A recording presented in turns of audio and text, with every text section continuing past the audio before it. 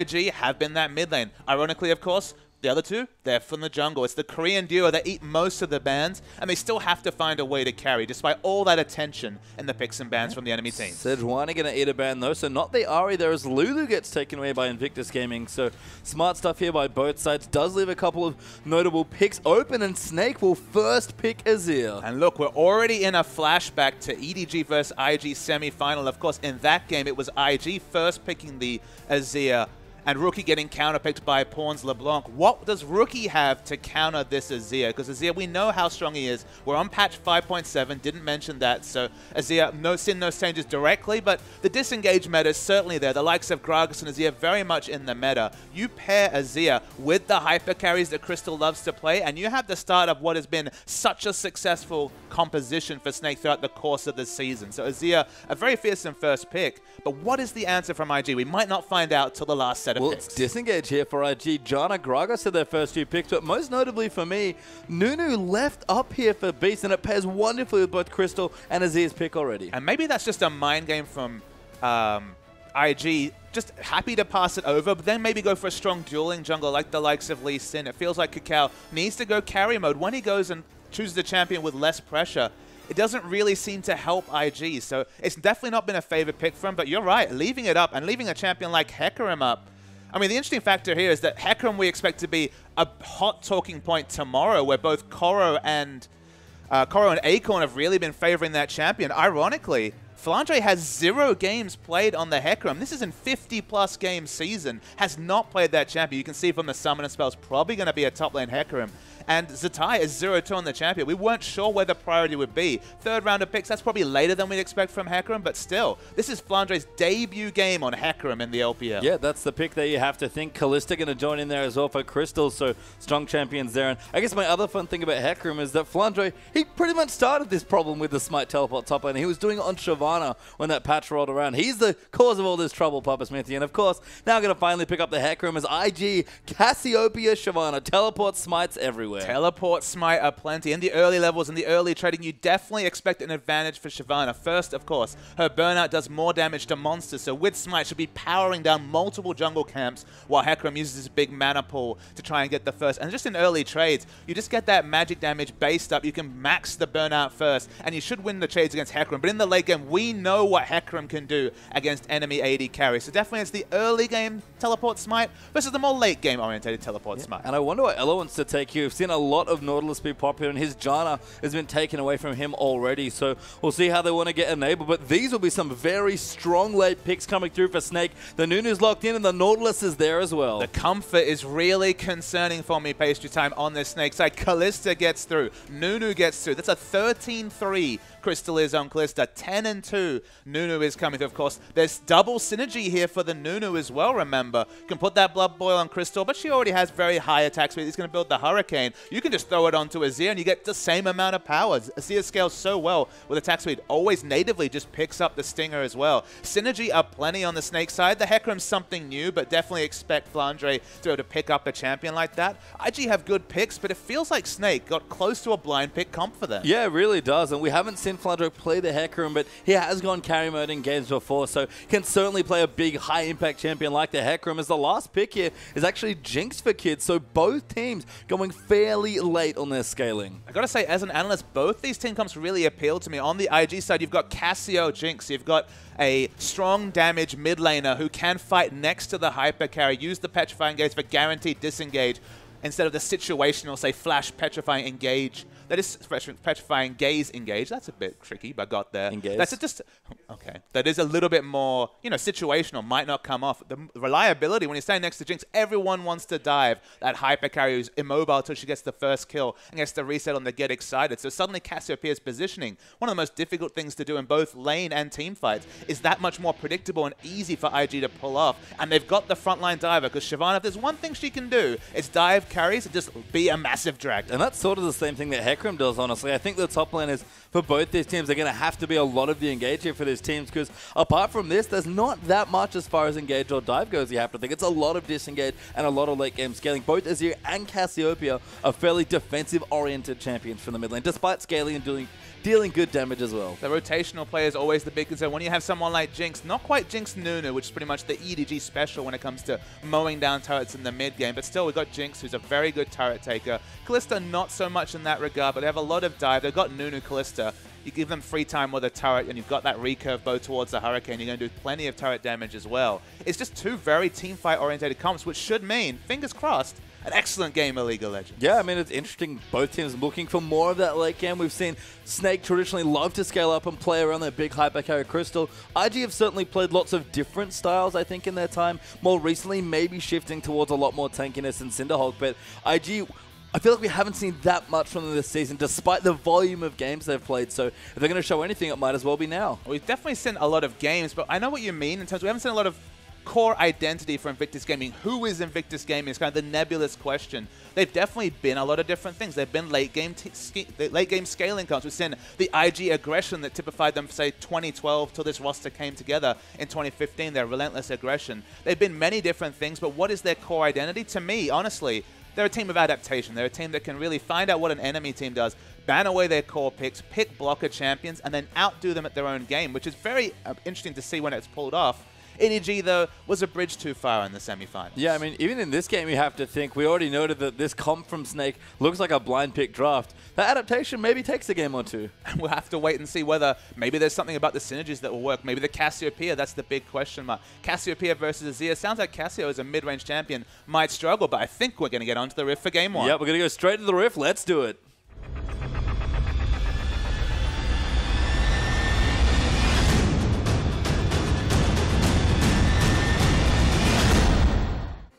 And welcome onto the Rift for Game 1 here between Snake and Invictus Gaming for our LPL Playoffs third place match. Of course, the grand final just around the corner tomorrow, 4 p.m. local time. But this should be quite a lot of fun to close out these two teams' LPL season. And these two teams are playing for circuit points, but honestly, more importantly, pride after both getting swept in the semifinals.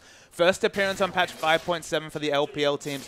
Last attempt to really show their fan groups what they're about going into that break between splits. Of course, not going to be representing their teams at MSI, but still want to send their fans home happy after a very long and arduous season. Yeah, it has been a long season as the tie is going to take away a camp, but we do start off with the pauses. Crystal might have a problem or two there connecting. Every 6 minutes, you're forced to fight. That's just not playing towards your win condition. It's a big, significant hole. So IG having the better Siege team might prove to be the advantage as we roll on back onto the Rift. We are back into the Rift now. As we see, we have broken out into standard lanes. So those early top laners seem to both use their teleport. So looks like to take a camp and then go head-to-head against each other. And Kid versus Crystal, this should be quite the matchup. Jinx versus Kalista. And Kalista's been a thorn in so many teams' side, you have to think. Such a strong first pick and first ban, honestly, in so many different games. So I'm curious to see what Kid does here with his counter pick. I think that, I mean, obviously we didn't get to see it on screen, but Kid just being pushed up is a big thing for Jinx, because Crystal on that Kalista actually has a surprisingly strong level 1 when it comes to either maxing the rend or the PS for lane control. If you get a level advantage against a hook champion like Nautilus who has so much initiation CC, Janna, of course, not so useful when it comes to sustain. The burst trade could have been significant. So Kid actually getting level 2 first, whether that's just from a bluff and getting to lane first or not. As Barker, it's getting feisty already. Yeah, very nice presence. Didn't get the Raptor, but does get the ward. Knows the Cacao now is fairly low. That might prompt Nunu to go invade, but no, he's gone back in. So they're going to pick up some early items. This Rookie going to get some transition damage there. Very big. He's coming through there from the Twin Fangs, but Barker gets away to safety, does not yet burn the heal. It looks like he might have had just enough mana for 2 more Twin Fangs, and thus it suggests that if he had Ignite, might have been potential to kill secure. Cacao finds the jungle just a little bit too tough at the moment. Playing very risky, but does clear the Krug, so we'll get level 3 and go back. Beast already level 3, of course, very safe on the Nunu. So has his Stalker's Blade finished up already? So just talking about this mid lane matchup, the poke trade's definitely going to be an advantage of Barker. That's why I said Rookie might struggle in that Cassiopeia is a bit like Cassiopeia is a bit like Lissandra in that she's more of a medium to short range mage, but the all-in trade's always going to go on the advantage of Rookie. You can see Rookie trying to push Barker towards Nunu. in this case, actually opened up distance, might have spotted him through a ward, so safe anyway. There's a ward right at the top there, so did spot Beast in there. So they'll just instead try and push the wave up. Beast going to help a little bit by slapping away some of the minions down, but Baka just wants to open up a little bit of space. We look back down. Already actually an early advantage there for Kid, so we wondered about the push in Jinx. Having lane control early on seems to help out here. I mean, it's not just the Jinx versus Kalista that we have to talk about. It's the fact that Nautilus and melee champions are so much better when they have when you're pushing in aggressively. When you're defensive, you can just look at the Nautilus. He's just walking around, getting relic shield procs, and just soaking damage. That's all he can really provide in this overextended situation. So it's just the fact that this duo lane was able to push up. Janna has a ranged auto attack. Both these lanes look better going forward, and advantage Kid and Kitties. Yeah, smart Trumpers pressure there as well under the tower. So continuing to push in, and Jinx, if she can get a hold of a lane early and get to that BO sword smoothly, she often can take over at least, and you get good options with the rotations as well. As in the top lane here, Flandre actually a nice early league with his Crystal and Flask. Now level 6 actually, might think about a dive, but with Beast not in the area, probably not. Yeah, honestly, Zatai hasn't had vision of Kakao for quite a long time. There hasn't been vision around Kakao's jungle, so he's just had to play more defensively. He's ceding lane control to a Hecarim. At this point, it's not a big deal, and when you're talking about the late game, Hecarim has the more reliable engage tool in the Onslaught Shadows, but like, hey, you get a flank teleport on Shyvana, you get onto the backline, you still do very respectable damage. You're going to have very similar build paths in terms of the Cinderhulk first at least. So not a big hole in top, and just respecting the potential of that jungle presence. Rookie actually used his ultimate in the mid lane, so tried to get the kill into Baka, but that ult did not connect. As you can see, Baka's health bar now level 6 himself, whereas Beast is actually waiting here for Flandre, and Zatai may be a bit overextended, going to try and bait him in, wants him to use the Dragon's Descent, but Beast very patient. Yeah, Beast doesn't actually have that much kill pressure. They really need Zatai to super commit, maybe use that Dragon's Descent.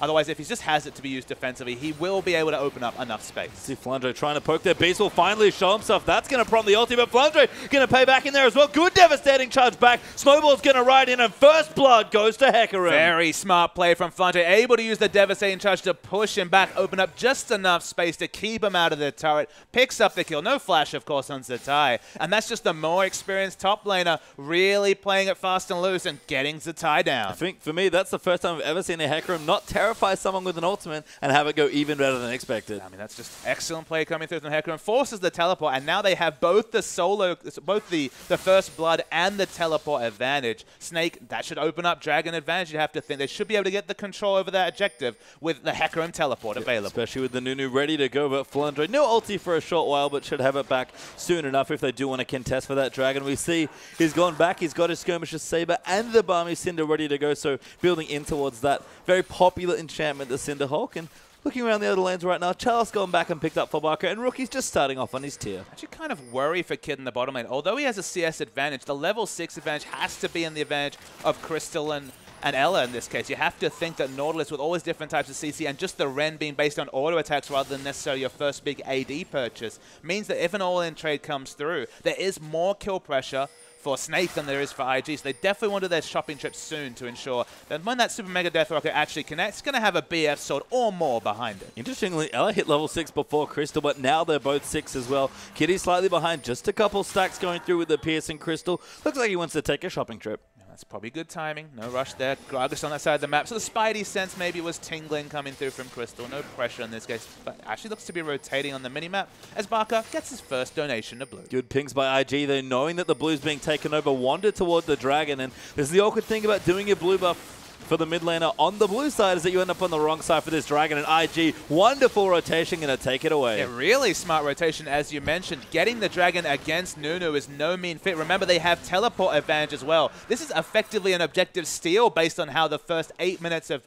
played out. And again, it's just savvy play from Kakao and Rookie, you'd have to think. And it's just the first Dragon, but snowballing up towards the second, and of course, eventually the 5th is a big deal for both these teams. So first early advantage as far as objectives go does go to Invictus Gaming. If we've learned one thing about the LPL this season, is that these objectives can definitely escalate quickly. So they've got the first one. They haven't been able to use the strategic advantage. They put so much time and pressure in top to build up, and they take down that Dragon. So now we see Beast going for a bit of counter jungling, and Kakao's feeling feisty. He is going to check it though, and the red buff will not get taken away. He actually does wrap all the way back around, but Kakao's going to be able to pick it up instead. A Sightstone though for Beast means he does get good deep wards down. You can see them just flanking the red side of IG's jungle. An amusing thing coming to the jungle matchup that we saw there as Kakao and Beast met in the jungle is that Kakao, although he's not quite Nunu when it comes to taking the dragon, he has the Drunken Rage. It's been increased in cap to 300 damage. He has surprisingly good, consistent dragon damage. So while his secure is not the same as Nunu's, it's similar in terms of speed. And curiously,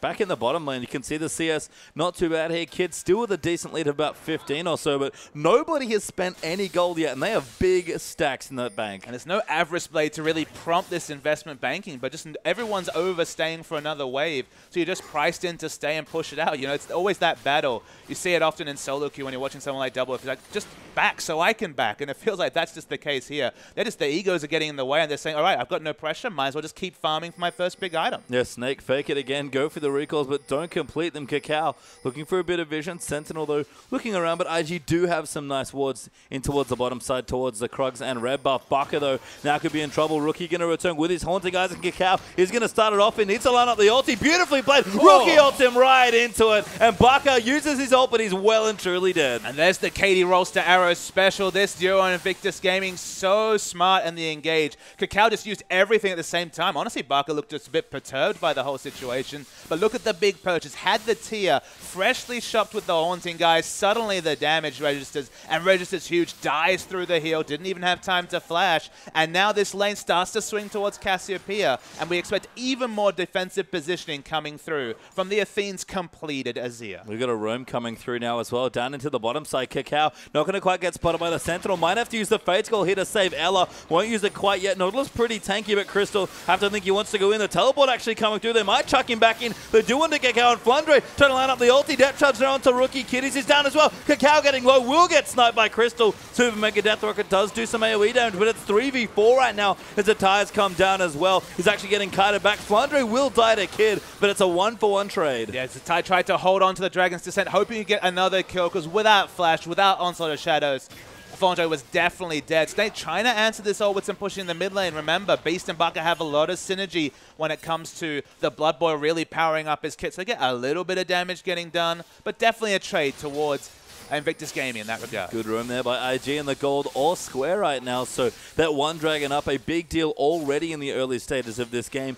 You can see the gold just been spent by Kid, but Crystal, he's 3,700 gold and he still hasn't shopped yet. I mean, look, it's only 40 gold between the two of them, now 100 when that Ren came through. Look at this first purchase.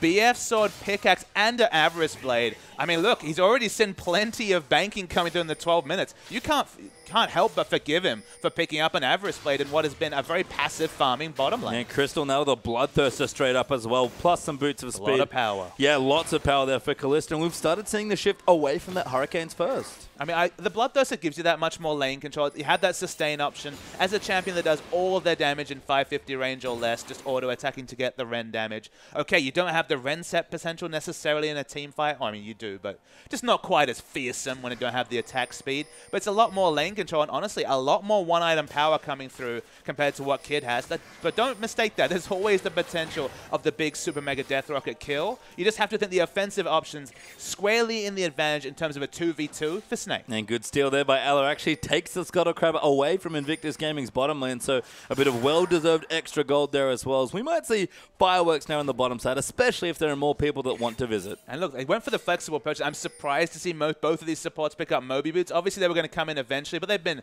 anchored and in just the very literal terms in terms of Nautilus to the bottom lane. They haven't been doing much roaming, but you got to give those options open and nothing necessary that really demanded being purchased instead. Kakao has snuck into the bottom side though, so looking for a gank here with Kid and Kitties. Plenty of damage coming through. Jinx ultimate backup as well, but flashes are here for the dual lane of Snake. And worth noting, you have to really go for Crystal on this engage, otherwise the Fate's Call will come, stasis, and ensure that Ella will not die. So much sustain on Crystal, so unless Crystal, for whatever reason, starts to tend towards the top side of this map, hard for Gragas to get much work done. Yeah, they'll see him with a ward there, but Crystal just going to move some Sentinels around and return to the lane. Does not want to overcommit here, but Kakao, he's been sitting down here for quite a while, so you have to think at this point they have no idea that he's there, but he'll finally leave, it looks like. Now remember, there's Dragon coming in 30 seconds, so that's where he wants to be on the map anyways. Nunu's just shopped, he's going to come in this direction. IG just trying to get as much vision as possible. We already said that this is the big win condition. Cal looking for an engage, but Risky. Yeah, Elarita Chomper there actually goes back in onto Kid Crystal, trying to find some damage. Good Fate's Call there to dodge the Super Mega Death Rocket, and Nautilus will Fate's Call his way out to safety. The Fate's Call's not available. They don't have teleport in their top laner. Nunu can look for a cheeky steal, but so far Dragon Troll squarely with IG. Good timing, though, from Beast comes down to stop Kakao from diving that Nautilus. Ella chugging a couple potions, teleports not available like you mentioned. So Snake, if they want to fight for this second dragon, and they should, it's going to be a 4v4. And honestly, the only way to get on top of this Cassiopeia in such a situation where you don't have wards is some sort of miracle Fate's Call into Nautilus Ultimate. Fate's Call not available, teleport not available. The freest dragon of your life for Invictus Gaming. Sentinel comes too late, and that's a second dragon there for IG. So Baka couldn't come, Anki to that lane, pushed up by the Cassio. Flandre didn't have time to walk down, and we talked about the power of Jinx in these neutral situations, objectives, whether they be turrets or dragons. She's good at taking both of them. And now you feel like Snake are really going to have to start getting some ward supremacy as we move into mid to late. Although their engage is not strong, you can definitely see Onslaught of Shadows into some sort of 3-4-man Fate's Call working their advantage. Similar things that LGD were able to do in their semi-final against Snake were those engages with the likes of the Kalista Nautilus. There is the potential, but IG, they've been very on point in terms of warding. You can't see them necessarily overextending for the Ren sets once they see the Hurricane completed by Kalista. No, and Snake classically used to trade a lot of advantage in lane for dragons, honestly. They were happy just trying to get ahead in gold, especially taking out some early turrets. But given that the game is neutral on gold with no turrets being taken by either side and even the kills being equalized as well, IG honestly have the only advantage that we can look at, and that's the dragons. That's the big discernible advantage. And when you look at the scalings, honestly, across the board, they're pretty similar coming through. Although Barker with Blood Boil especially probably is going to outscale the Cassiopeia in terms of damage. Crystal probably not going to necessarily need that Blood Boil as we come into the late game. And he powers on attack speed items, which has always been wont to do. For example, it's Cogmore build. Not really a big fan of Infinity Edge, Static Shift, Phantom Dancer, all those sort of attack speed based items. So Kalista naturally will build herself towards 2.5 attack speed. This is a lot about setting up Barker, who's fallen down, but is keeping competitive in the mid lane. Yeah, Stinger back now as well. CS difference not too bad as the tie will return here as well. Home guard boots for both of the top laners actually, and no big damage items coming through after the Cinder Hulks have been completed. It's a Giant's Belt for the tie and a Glacial Shroud there for Flandre. So Zatai picking up the home guard boots might surprise you, but honestly his engages in this game will be much similar to Hecarim's. Hecarim's done best when you have a flanking ward placed behind the enemy and you just get Shyvana to use that Dragon Descent to position everyone into your team. That's what they're going to be looking for, so watch for the deep vision from both teams, especially around Dragon, which is going to be the major objective for the next 12, 13 minutes of the game. Wards around there will be priceless. And Kakao actually does go in, but B's going to get knocked back into the team. It's challenged there as well by Zatai. Dragons are set moving back as he flashes in, and Flandre now going to come in. Azir, doing good damage as Ella has also ridden in as well. Flandre not quite pulling the trigger on the ulti. Does finally go in, gets onto Rookie. They fear him back. Beast pops his ulti, and it's still an absolutely massive fight. Good ult though, moves Zatai maybe a bit too far away. Flandre will go down as Cassiopeia's damage in the situation far too high, and Rookie, good mana pull, keeps chasing but cannot get anyone else. Super awkward fight. No consistent damage because both AD carries weren't there. The only consistent damage, though, honestly, was Rookie on the Cassiopeia. They pick up the one kill, but honestly a misfire on both sides just because the positioning method, there was just so low damage between those two. I mean, Barker no slouch on the Azir, maybe wants a couple more items, but just couldn't get into position. And when you're fighting into a Cassiopeia, that's exactly what she wants from you. And that's the thing, Azir's not immovable, but he needs to set up a locus control, put down some soldiers, and force you to respect and dive. But with no AD carries to dive, people were just disengaging defensively from the Sand Soldier. Snake, though, they pick up the objective. Taking out the outer turret should help getting those flanking wards we've spent so much time discussing. Yeah, it's the first turret of the game, interestingly enough, so a little bit slow as far as turrets being taken down. No Jinx fast push coming through just yet, but Infinity Edge completed for Kid. A Zeal actually done for Crystal here, so the Hurricane may be being abandoned for now. He looks on the enemy team here, does Crystal, and realizes he needs a way to kill Zatai and Kakao. Those are the people who are going to be getting in his face. You go for that Ren set build. Okay, you get the dream-like 4-man Fate's Call and you just mow people down, but in a more reliable sense, probably a Static Shiv or maybe the Phantom Dancer is the right way to go. Shiv gives you a bit of AoE options. Phantom Dancer really helps you in killing Zatai. We haven't seen this much from Crystal at all. Let's be real. He's been going for the Hurricane consistently in at least 90-95% of his Kalista games, honestly. He plays so much Kalista that makes sense. But in this situation, it's going a bit more single target. And for me, this just screams the Snake tactic that we've seen a lot in the regular season. They're just pushing for late game as hard as they can. And there's no worries about that. Hecarim's piling on the CS. Hecarim will be able to get more reliable damage. The tie is caught, but he's also a Dragon. Yeah, caught there, just uses his ulti and gets himself out of trouble as Bucket will clear a ward. But Dragon back up in a minute 30 now. And again, IG, now that the third is approaching, Snake do really have to start worrying about the objective snowball. The tie definitely needs to build up the rage for that Dragon's Descent to be available. Doesn't have it right now. Slowly will build it up. Probably will have it. Honestly, the cooldown feels like about 60 to 70 seconds if you're doing damage to a minion wave. Jinx gets free time, and bye goes the turret. That was really sick, actually. Kid zoned him out of the choke there with Flame Chombers, and Crystal was like, I can't get in here now.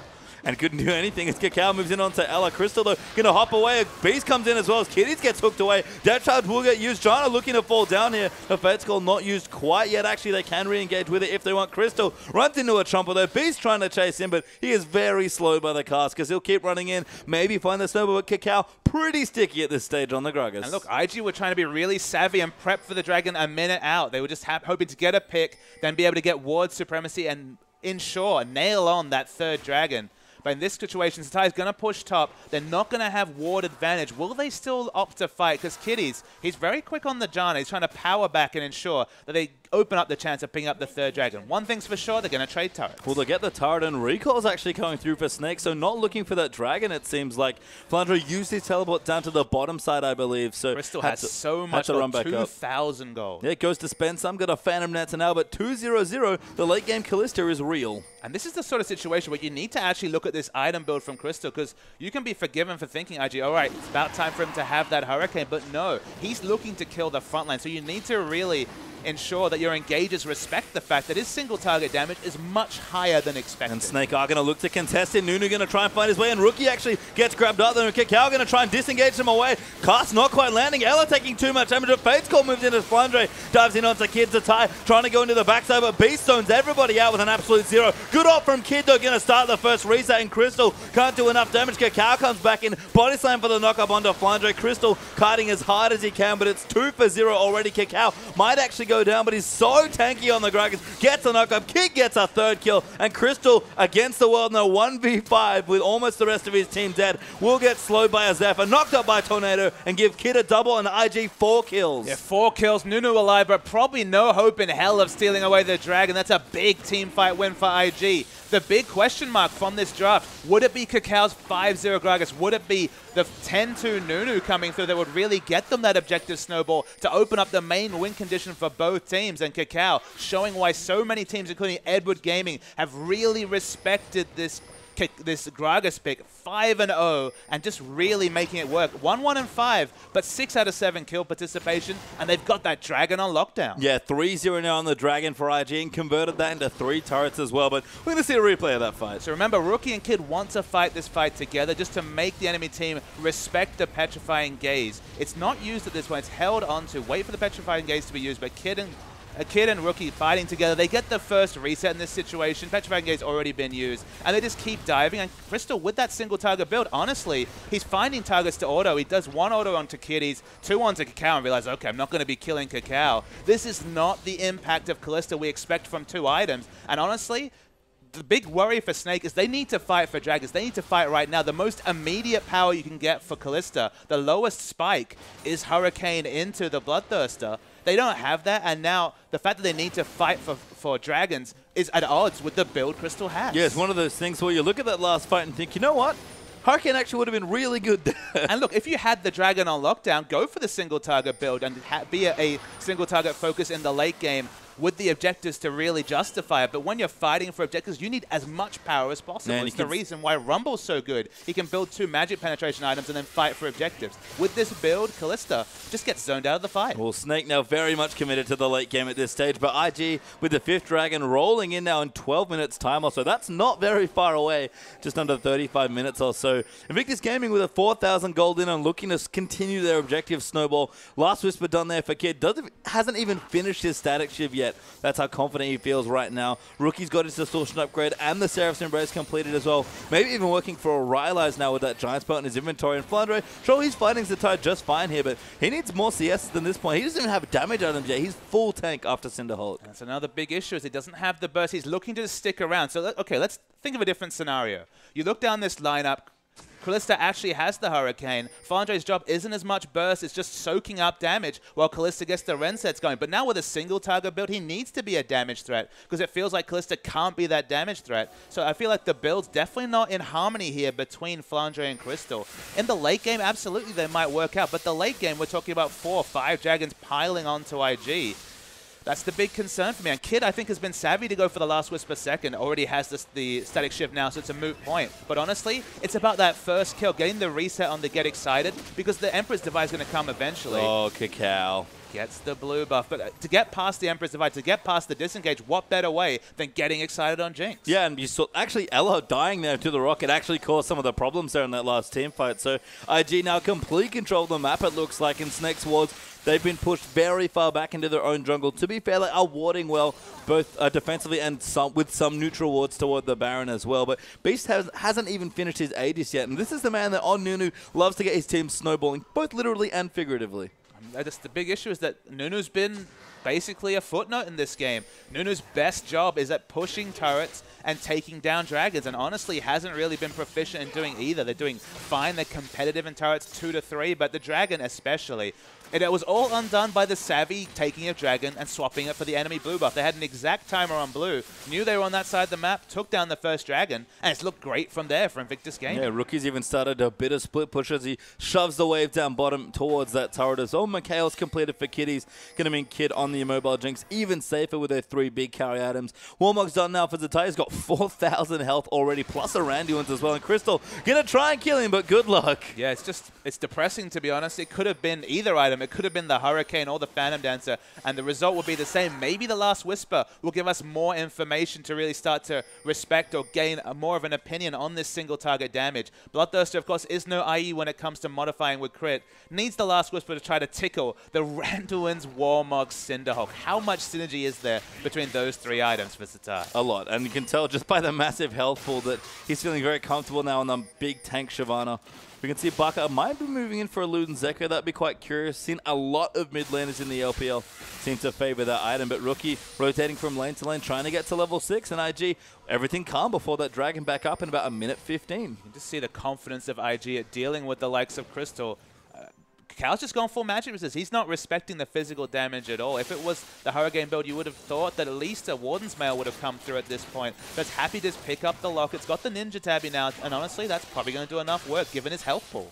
It is indeed. I mean, Flandre now with his Frozen Hearts looking good. Last Whisper will be coming through for Crystal, so Zatai, who's pretty much going to try and dive Kalista at every single fight, will have a bit more of a chance in that situation. Crystal actually trying to pick up a bit of AoE farm here, and just again take some more turrets, give his team a little bit more gold, but Zatai will push this out very quickly, and Crystal probably has to give this up. Honestly, yep. Crystal is desperately trying to find another 300 gold in the next 40 seconds to take Dragon. He needs gold desperately, needs a Last Whisper to be relevant in this 4th Dragon fight. Needs that turret, but Buck is already dead there in the mid lane as Kid gets a reset. Here comes there. Jinx. Yeah, is going to come through. Jinx just taking out this turret, and no Nunu required here for this one. Janna just enough, especially with 3 damage items. Feels like Snake, honestly. They fell down quite easily in that semi-final. So far, this has been all IG this game. Snake, Flandre looking for a desperate engage, but there's 4 members of IG. Yeah, Crystal trying to come back, and Ella's getting harassed out of the top side by Zatai, who still has his teleport. Cacao face taking the turret. Kid is going to take it away here. Turret's going to go down. Trompers do land. Flandre in trouble, gets knocked back and taken out. Can't even ulti out to safety. Ella now getting dove there by Zatai, and the inhibitor will fall down. Rookie flashing in for an ultimate. Finds himself onto Crystal, who jukes the Q, but can't juke the Twin Fangs. Cassio with a double, and IG have broken the base. That's only 2 damage items coming through from Rookie there. Gone for the very early Leandri. Shades of Godv coming through with the early preference on Leandri. Doesn't even have the Rylai's to get the consistent proc, but from that Giant Spell, can't be too far away. You can see, again, a lot of scaling here for Snake. The Lud and Zeko is here for a bit more wave clear. Last Whisper finally done for Kalista, and Flandre full tank at this stage of the game, trusting in his 2 carries like he has all season long. But IG, they're so far ahead at this stage of the game. The Baron falls down as well, and that gold lead's jumped up to about 8k. And given the comps we discussed, unfortunately, these items are completely irrelevant for Snake. They can't force anything. Their comp was never about forcing fights. Their engage options, okay, Flandre can get the Miracle Ultimate and they can somehow wombo down Kid. Wow, that was actually pretty damn close from Kid with the speculative use of the Super Mega Death Rockets. The Ty's coming around. He's used his teleport, but Emperor's Divide at some point. Yeah, he's been denied there, unfortunately. Can't drag his descent over that wall, so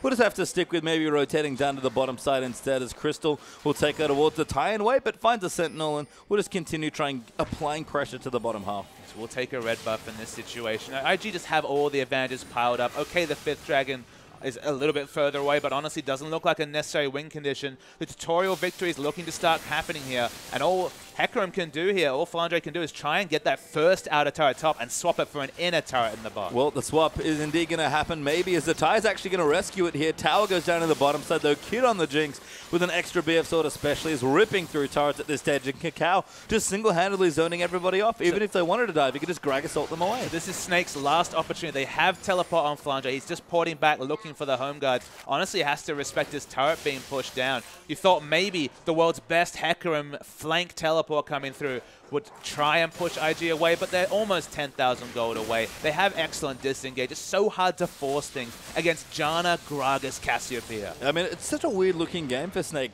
They didn't... I mean, we identified the potential issue with both of the team comps. You start falling behind in objectives, and all of a sudden, you run out of good options in the mid-game to try and give yourself a lead. Snake are a team that constantly team fight, even when behind, because they're so good at execution that they trust that maybe with a disadvantage, they can pull something out and keep the game going. They haven't even fancied a fight at this stage, and I guess with the comp that's presented to them, I can't really blame them. But you look down IG's lineup, or you just think about this game, it's been 3 losing lanes and a Nunu jungle. What are they going to force? They're losing every lane. Bottom lane looked like a potential win for them, but we remarked at level 3 that was impressive that Kid had got the level advantage and pushed in the Callista. Kept overextended, and Beast couldn't get any work done. It's not the Jarvan that he was defaulting to at the start of the season. Honestly, the Jarvan, even on this patch, might have been a little bit better in terms of, it would have been better in terms of forcing, maybe not necessarily fitting the comp. They're going to go for the engage, but I don't know how much work's going to get done. Flandre gets both carries there, but there's no follow-up available. Pretty tanky on the horse, but damage coming in, gets stunned into the wall. Jinx doing good work, but Key gets grabbed away. Janna, though, will move in for the reset with the ulti, and nobody dead, but Key cooldowns used by both sides. Exactly, but that's the big engage cooldown down now. Maybe you can look for the teleport to Mega Death Rocket. Trying, but does not hit. Flandre gets back to safety with the Ty. Meanwhile, on the bottom side, it's just happily pushing the turret. Is he interested in Flandre's damage? It's got no Trinity Force there, so no. No, I mean, the turret actually doing a lot of work, forces him back, but Kid will get the turret in the bottom side now. Going to work on this second inhibitor as a possible third could come through as well. It doesn't quite fall down. Bucker actually keeping them at bay on the Azir for now, but IG constricting Snake to their base at this stage. They have complete control of the Rift. And that's the issue when it comes to engage, which is what Snake desperately need to do, watching their inhibitors and inhibitor turrets fall down. They've got one option. They've got the ultimate or maybe the teleport home guard coming through from Flandre. That was burnt, so no need to respect anything coming through from Snake. They had to use the Monsoon and Gragas, you'd have to say the explosive cask, but they'll have those cooldowns available again. And the question will be, when will this game end for Snake? Because I just can't see them getting back into it. Well, they're trying here. Flandre with a fade. Finally going to build in towards his Trinity Force, but it might be too little too late here on the build. Crystal with a BF sword going to work in for it. You have to think the Infinity Edge. Yeah, Rylo's completed there for Cassio. 4 items done there for Kid. I mean, the gold lead already at 10,000 up for IG. Snake's items, okay, they look fine, but IG have already completed their extras. So we're moving into a pause. I was actually noting it looked like Cassio was going to take this bottom lane farm. Actually a better choice than Shyvana. If Shyvana has teleport up, send her top. Because the one thing you can say, Hecarim can't split push against the Cassio just because she has to respect the slows and the consistent damage coming through. It's got the Leandri's Torment, got the Rylai's. No flash means that you have to use the Onslaught of Shadows defensively to get away when he's overextended against a Rylai with a Cassio with Rylai's. And that situation, it blows their only engage option. So 1-3-1 is the potential here. I guess they can just look for the 5-man group. We're waiting for objectives that are easier for them to fight over, like the Dragon and Baron, which are a couple of minutes away. I'm just talking about all the things IG can do. Snake, they're just looking for a mistake, to be honest. Yeah, I mean, Flandre hit an ulti onto 2 people, but he, isn't strong enough by himself to take somebody out of the fight like the Jinx, for example. Who's diving with him? Exactly, that's the other issue. I mean, no one actually in this comp, even if they were tanky enough, they're all about setting up for a flank and getting some kills and then kiting back with their disengage to try and get kills. But That's the enemy team's plan as well, and unfortunately IG got ahead in objective despite the Nunu there for Beast over on Snake's side. And again, we kind of mentioned it, the team that got ahead in objectives was probably going to run away with the game, and at this stage, about 32.5 minutes in, that's exactly what's happened. It's exciting to me to see IG morphing into this. I mean, morph is the right word, just basically looking at an enemy team's identity and doing their game plan better. That's a crazy thing to think, but that's what IG have become. Yeah, it's a tie down the bottom. That's 5,000 health already, I believe, on the Shyvana. So lots of health bars there coming through with now a Spirit Visage completed in there as well, working on a 5th armor item, it seems like. Possibly a Thornmail just to make Crystal's life even worse than it might already be. Doing his best Mundo impression with lots of AoE damage, but a lot like Burning Agony and a million health coming through. Yeah, actually a million coming in there as Crystal will clear out what waves he can here with that Hurricane. It's a little trickier, but he's still a fairly good offensive wave clearer on the Kalista. Kid now actually split pushing on the top side, but does give it up. And Snake, they're trying to force a fight, but Zatai, he's in the bottom, just causing trouble. It's a bit depressing when you see Jinx hopelessly split from a team and no real engage options onto the 3-man mid unit. Have to respect Janna, Kragas, Cassio with disengage aplenty between the 3 of them.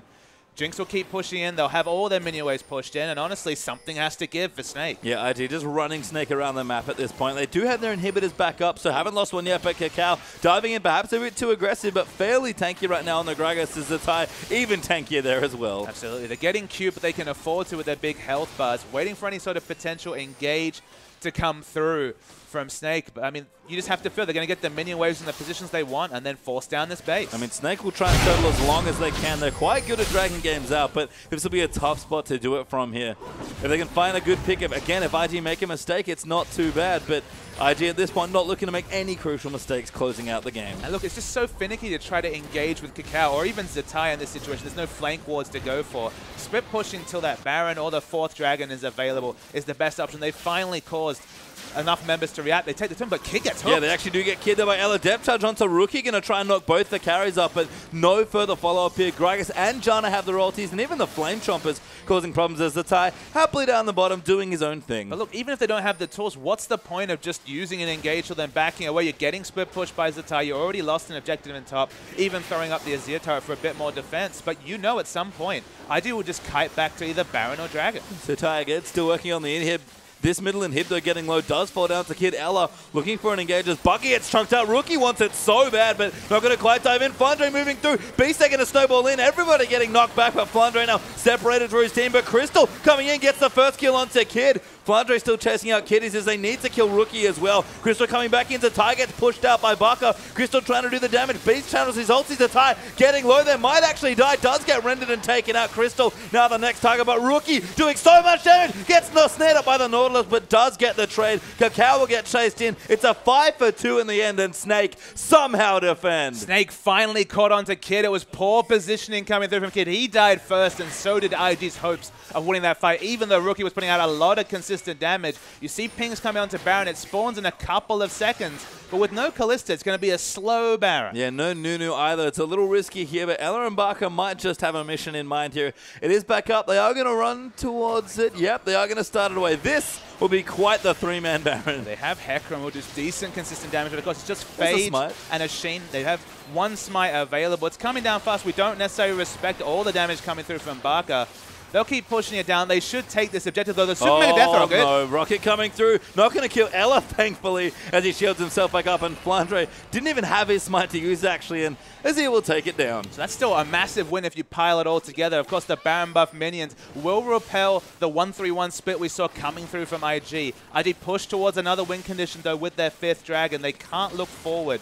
They can't afford to be a bit so lax with their positioning, you'd have to say. This far too overextended with Kid. Should always be next to Rookie with a couple of tanks in front of him. Even the explosive Cask and Janna wasn't enough disengage to stop the pick coming on to Kid.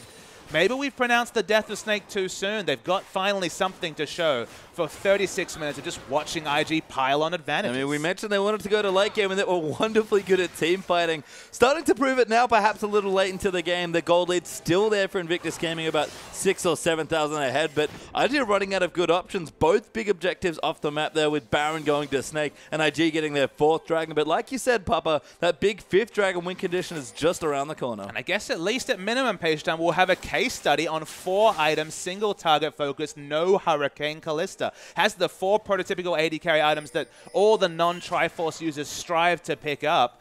Can he actually start on this Kalista, killing the front lines? Zatai and Kakao are hopelessly tanky, but it's just going to be interesting to watch the damage trades there. Flandre now has his Trinity Force, so that actually might be the more significant thing, as Flandre, who went nice and slow on the build, going tanky with his Cinderhawk, now has all the options he needs. We mentioned again, Snake pushing towards the late game. Death Cap done now for Baka. Nunu's even got an Aegis and starting to get tankier. I mean, realistically, he's very far behind, but Snake do have some tools now to try and fight. Is it too late, though? That's the big question. I mean, it's worth noting also that Rookie and Kid, the 2 members that the Hecarim's going to be tending towards, don't have any defensive options. There's the Spectre's Cowl, but certainly no QSS or Banshees completed. Rookie has no defensive abilities at all coming through. They have good peel, but the Wombo engage, the Terrified dying during that CC is a possibility if remote. Yeah, we'll have to see Crystal start to position a bit more aggressively. Flandre happy to fight Zatai now, quite strong on the Hecarim, especially in a minion wave, but IG trying to split up Snake once again. But last time this happened, Kid got himself picked off, and Ella's been on point with the dredge lines. Might be important, but Kid does have flash available. No heal. Probably going to have to flash at some point with all the initiation tools coming through from Snake. But things are a lot more tense than they were 5 minutes ago after that big team fight win for Snake. It's kind of a fun thing to note as well, but Kid's safest spot is actually right in front of the dead turret there, because Nautilus can't hook through it. That's actually a very relevant interaction in this case, although at that point, hooking onto the dead turret might actually put him in the Riptide, the depth charge range. So, and Riptide range too, hopefully. Riptide range maybe, so there's always a lot of things to think about. Luden's Echo Azir is making this game go Anivia level lengths though. Is that counter pushing quite a number of super minions successfully here in IG, who really want this last inhibitor, has not been given up lightly by Snake. Getting late enough that 6 item builds will be completed. Snake are finding a lot of CS in this situation, but honestly pushing against Baron buff minions is always going to be difficult. Baron buff just expires, and now finally they can start to get a bit of turret damage. Dredge line thrown out there, almost got a pick. Turret going to be put up now as well by Baka, buying his team a little bit more time. I mean, it's actually pretty annoying. IG have to wait for their minion wave without Baron buff, and Crystal starting to hop around the other side, clearing out the minions in the mid lane. And remember, they've got all the pressure on the map, though, so at some point they'll be able to disengage and move towards the 5th dragon. Unless Snake look for a fight, single target damage coming down to Cal, but certainly still very tanky. Pretty good there on the Kalista, actually. You can see the build looking good in those sort of single target situations. Flandre, though, going to get poked out a bit now. A little bit low. Kid did not use his ultimate. It's just a rocket as Flandre going to dive straight in onto the back, trying to get Rookie out of the way. The first kill might come through. Baka moves Kakao back in, and Crystal needs to find people to auto beast, taking up so many hits though, and Baka looking low as well. Crystal needs to do more work, but a double kill through there for Jinx. Kakao gonna make it 3. Flandre will fall as well, and it was a very strong last hurrah, but IG completely breaks Snake. Yeah, credit to Snake. They noticed that Zatai would have to use teleport to come into the fight, so it was a 5v4 for those 3-second channels of the teleport, but it's not enough. Surrender actually comes through before they can finish the game. IG played really well. Credit to Snake. They showed that fighting spirit that they've shown all split long. But IG, they're 1-up and they're looking confident going into this series. And I feel like we've said this so many times after Snake games, but if this team never fell behind in the early game, they'd be one of the world's best teams, because late game, big 5v5 fights, that's where they thrive. And honestly, the surrender count is probably a relevant statistic. It feels like we've seen multiple games where Kalista gets rolling for Crystal and the surrender votes, the likes of Vici Gaming even surrendering at 20, 24 minutes into the game. But this Snake team, they never surrender, they never give up.